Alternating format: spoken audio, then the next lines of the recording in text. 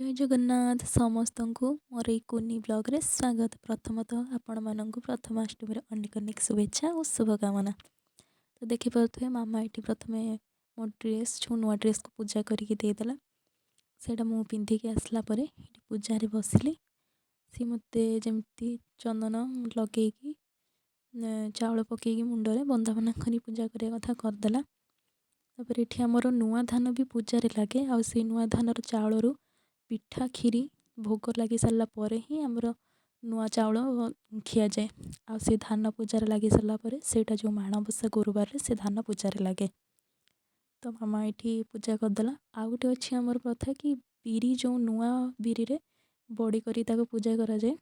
जो बड़ी करी आमर पूजा करा जाए सेटा को आमर बड़ी बाहाघर बोली कहा जाए।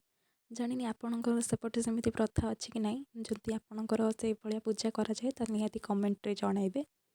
तो ये पूजा सरलापर मामा जो नुआ चाउल पिठा होता हलदी पत्र पिठा तो प्रथम अष्टमी समस्ते निहाती खाइथे।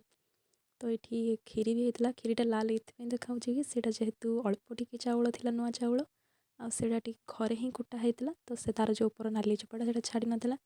पूजा सरलापर मुझे समस्त को मामा को जुआर हेली मो जेजेबापा जेजेमा बड़ बापा को जुआरी आसली।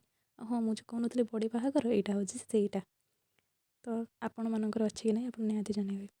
पूजा सरलापर मुझे हलदी पत्र पिठा खाइली। मामा ता सहित बनई चकुली खीरी आउ मटर आलू तरकारी से सब भी खाइली। आपण मैंने कौन कौन खाई निहाती कमेंट रे जणावे। तो यहाँ था मोर आज आउटफिट आउ यहाँ हूँ मोर आउटफिट नंबर 2। तो ब्लॉग केमी लगे कमेंट मध्यम निहाती जणाइबे।